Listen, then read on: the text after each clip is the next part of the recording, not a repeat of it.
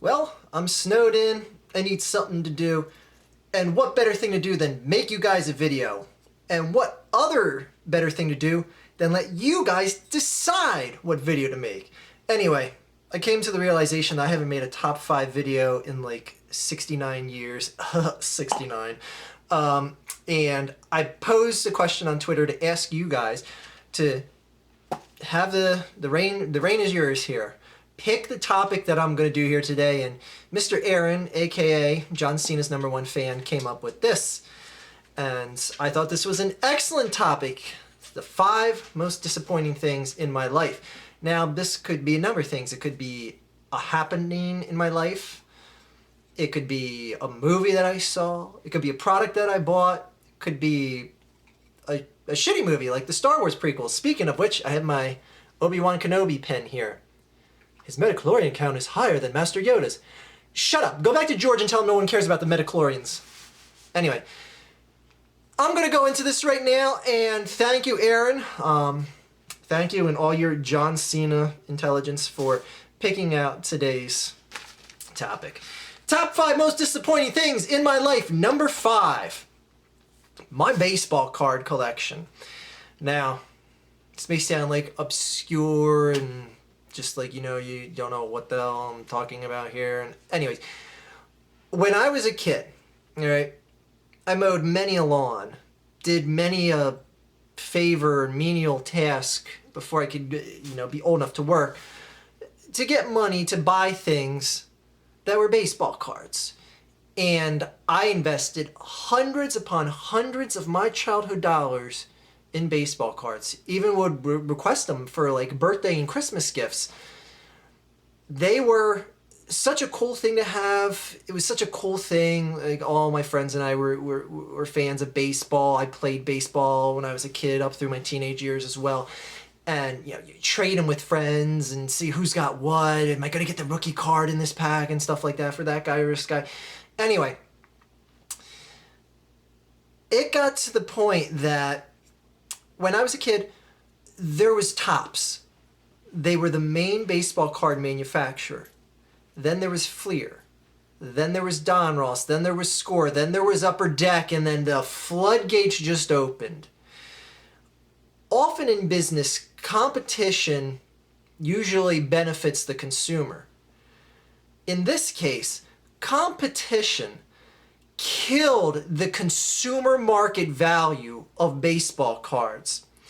The cards that I have, that I spent hundreds upon hundreds of dollars, were worth more 20 years ago than they are now. One of the biggest reasons why they're so just non-desirable, non-collectible, and just non-valuable is because the market is flooded with so many cards. The trading card industry just got obscene. Like I said, back in my day, when you were a kid, my age, you said, oh, do you have the Reggie Jackson rookie card? Do you have the George Brett rookie card? You go, yeah, I do. I got the George Brett 1975 Topps rookie card. Here it is. You go to someone today, you go, you got the Mike Trout rookie card? And the kid will say back to you, which one? Because there's literally any one of 50 different Mike Trout rookie cards that you can have right now. Whereas back in the 70s and mostly through the 80s, I think Fleer came in around 85, 86, something like that. Anyways, you just had Topps. You just had one rookie card to get. It was the rookie card. That's it. It's just a joke what the trading card industry is. It's an absolute joke. There's no value in them. They're dirt cheap. Even today, I remember back when I was a kid, I can remember when a George Brett rookie card got upwards of $300-400. Before making this video, I'm saying George Brett because he was my favorite baseball player as a kid and still one of my favorite baseball players of all time. And I have pretty much every single card that was ever made by made for George Brett, I should say. I can remember when I was a kid looking up the price of George Brett rookie cards, and they'd be around $300, $400, some cases $500 in the peak of his career. And this was while he was still playing the game. I looked before this video started. You can get a brand new George Brett mint condition 1975 Topps rookie card for $100. The price and value of just this one guy's card has dropped several 100% compared to what it was 20 some odd years ago. What? How does a collectible decrease in such value over time? Well, baseball card industry figured out a way to do that. Way to go. Number 4, Rocky 5. I love the Rocky movies. And who else from the Philadelphia area, being a kid, growing up with these movies, doesn't like it? Now, Rocky 5, yeah, it's a bad movie. Yeah, it has terrible performances from Sage Stallone and Sylvester Stallone and all that. But the thing about this movie that makes it extra more disappointing is that, I forget what number birthday it was, but it was like my 12th, 13th birthday that all my friends and I got together and saw Rocky 5 for my birthday. And it ruined my birthday. You ruined my birthday, you mother... I'm back on my New Year's resolution. The Eagles video broke that about McCoy getting traded, but I'm back on my New Year's resolution. You motherfuckers. Anyway, alright, I broke it one time there. Number 3. Speaking of ruining birthdays, let's see what ruined Christmas. Why did I get a weird lisp there? Christmas. The Power Glove. Oh my God! I know I've talked about this before on my channel and videos, but it bears repeating because that thing was such a piece of shit. Now, I didn't personally get the Power Glove. My neighbor and friend across the street did. And we all went over because he was the kid on the block that got the Power Glove. And I remember it was the Christmas of 1989, 90, I forget what exact year it was. But anyway, suffice to say, we all went over. And it was just a frustrating day of, like, we understood what we had to do, like, to put in the codes and how to use it and set up the things. Like, we understood how to set it up as far as the protocol and instructions go. We could not get a single game to work even remotely properly with it. And it was just like, oh, no, you're probably just not doing it right. Give me a try. Let me try. And then the next kid, oh, no, give me a try. Oh, I'll try. It was just an endless day of watching everyone fail and frustrate over this stupid little trinket toy that we got sold on because old Lucas was playing Rad Racer in it. We bought into it. We were suckers.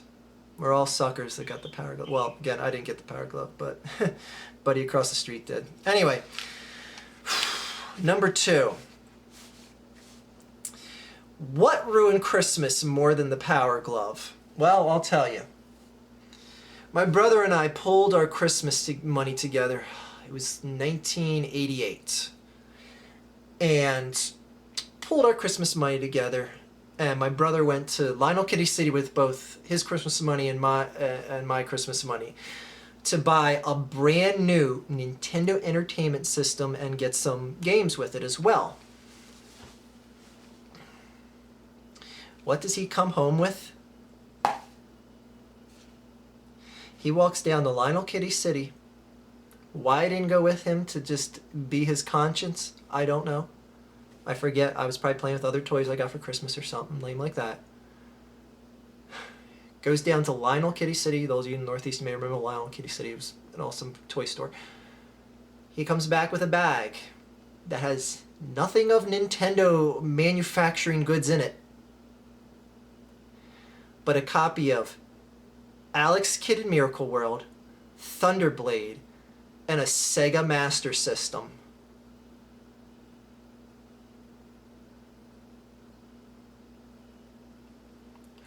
Why do we have a Sega Master System? Oh, they were sold out of the Nintendos, and they said, you know, they're going to be a hard to get by item, so I figured we'd get this instead.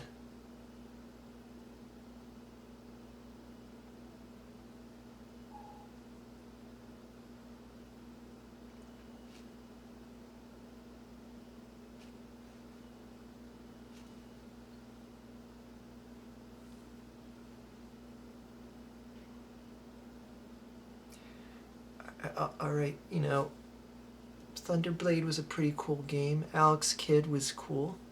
But it wasn't no goddamn Mario, and it wasn't a Nintendo!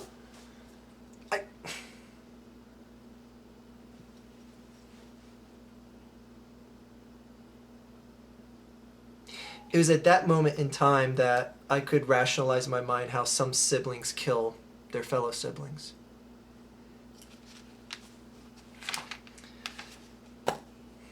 Moving right along. The number one most disappointing thing in my life was seeing America lose the Vietnam War.